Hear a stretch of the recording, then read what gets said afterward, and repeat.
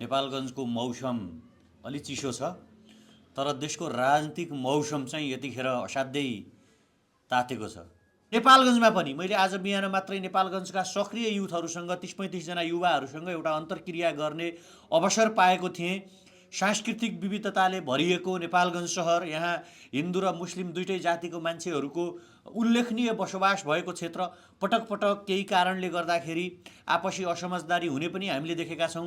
नेपालगञ्जका युवाहरूसँगको अन्तर्क्रियामा चाहिँ हामीले के कुरा गरेका छौँ भने कम्तीमा नेपालगञ्ज सिटीलाई यस्तो एउटा कल्चरल टुरिज्म, धार्मिक सहिष्णुतापूर्ण सोसियल हार्मोनीयुक्त सिटी संसारको एकमात्र हो भनेर टुरिज्मका रूपमा डेभलपमेन्ट गर्ने आधार रहन सक्छ।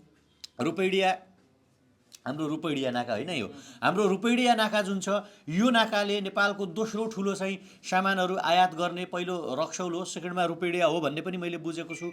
यो क्षेत्रको आर्थिक अवस्था, यो क्षेत्रका युवाहरूलाई चाहिँ इन्फर्मेसन टेक्नोलोजी युक्त बनाउँदै आर्थिक रूपमा बलियो बनाउने कुरामा पनि हामीले डिस्कसन र एउटा छलफल गरेका थियौँ। यस अर्थमा नेपालगञ्ज उपमहानगरपालिकाभित्रका युवाहरू पनि आगामी इलेक्सनमा स्पष्ट रूपमा परिवर्तन हुने सन्देश र छाँटकाँट उहाँहरूले देखाउनु भएको छ।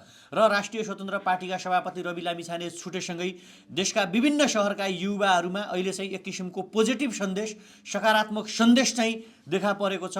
म आफै पछिल्लो 1.5-2 हप्तादेखि सुदूरपश्चिमका विभिन्न शहरहरूमा पुगेको थिएँ। विशेषतया धनगढी, महेन्द्रनगर र कैलाली कञ्चनपुरका विभिन्न गाउँपालिका, महेन्द्रनगर, धनगढी र नगरपालिकाका युवाहरूसँग अन्तर्क्रिया गर्दै गुलरिया हुँदै हिजो म नेपालगञ्ज पुगेको थिएँ। र एउटा उत्साह, एउटा फरक खालको उत्साह, एउटा परिवर्तन गर्ने हुटुटी, जसले हामीलाई रुवाए, जसले हाम्रा पुर्खाहरूलाई रुवाए, जसले यो देशलाई अधोगतितर्फ धकेले, जसले राजनीतिका नाममा राजनीतिलाई लुट्ने पेसा बनाए, तिनीहरूलाई स्पष्ट रूपमा अस्तिको जेन्जी विद्रोहले पाखा लगाइसकेको छ।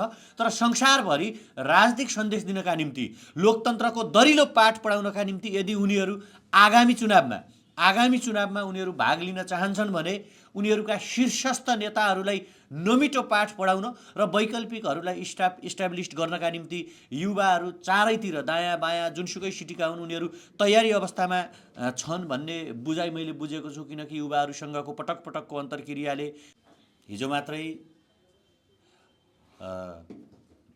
एमालेको अध्यक्षमा केपी ओली रिपिटेसन हुनुभयो, जित्नुभयो भने अर्कोतर्फ अदालतले राष्ट्रिय स्वतन्त्र पार्टीका सभापतिलाई रिहाई गर्न आदेश दियो, दरौटीमा अथवा बिगो बराबरको रकम राखेर। होइन, पहिलो कुरा त केपी ओली जसरी नेकपा एमालेको अध्यक्ष रिपिटेसन हुनुभएको छ, हामीले पटक पटक सार्वजनिक मञ्चहरूबाट